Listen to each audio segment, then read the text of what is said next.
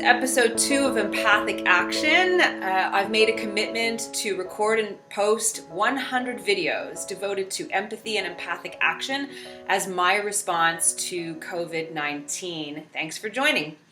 So yesterday I posted my first video and I was overwhelmed that over 1,000 people saw the video in less than 12 hours. So I think that shows that there's an appetite for more empathy in the world, and all the engagement on our Facebook community group just buoyed my spirits, and I'm excited to get into episode 2, and I'm wearing my Make Empathy Great t-shirt in that spirit.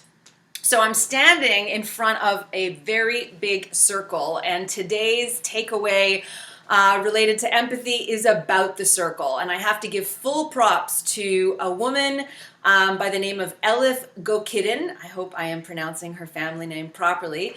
She lives out in DC and is the author of Fostering Empathy Through Museums. She's originally from Istanbul, Turkey.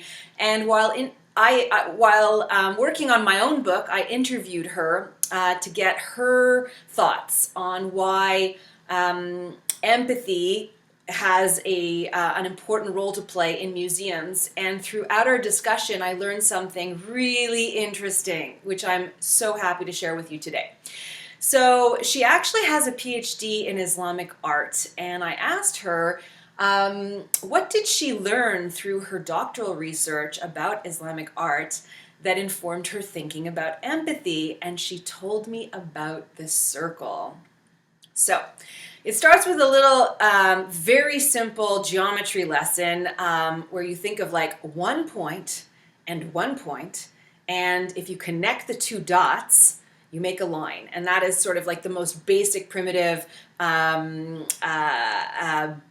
basic geometric shape. It's not even really a shape, but it's a thing that exists in the world. And of course, if you add a 3rd dot to make a triangle, 3 dots connected make a triangle, and 4 dots connected make either a rectangle or a square or something along those lines. And no matter how many dots you put out into the world, if you stretch out those shapes, including triangles, including squares, rectangles, hexagons, all of them, if you stretch them out, they stretch into the shape of a circle, which means that the circle encompasses every shape that exists. So it's a beautiful metaphor, but it goes further than that. So I really love this as a metaphor for empathy, and I think that the circle is a beautiful metaphor for the times that we are now in. First of all, the circle is made up of an infinite number of dots, right? Infinite number across its periphery, right? And each one is not in the same place as the other, right?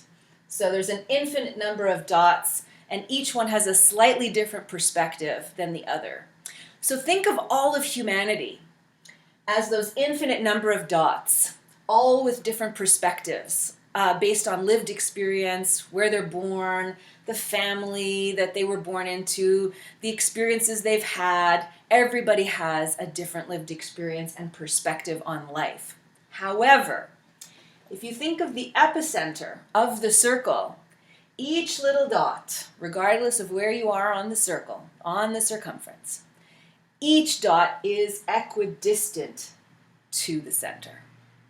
Now, if you think of the center as a metaphor for what brought us into life, so for some people that might mean God, for others that just might mean sort of the source of all creation from a scientific perspective, it doesn't matter, but we were all born, and we're all equidistant to that moment of creation that brought us into existence, that brought us life. So I find that like a powerful metaphor that whoever we are and wherever we reside on the circumference of that circle, we are equidistant to our source, to our God, to universal creation. Which means, and the important lesson here is, that all of us matter and all of us share in a common humanity.